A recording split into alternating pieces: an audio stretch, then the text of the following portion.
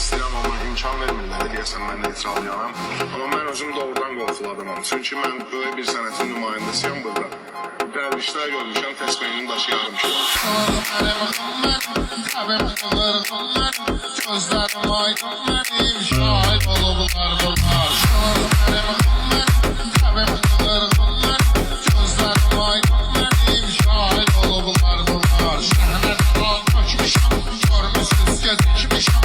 Bunları o qədər sökmüşəm.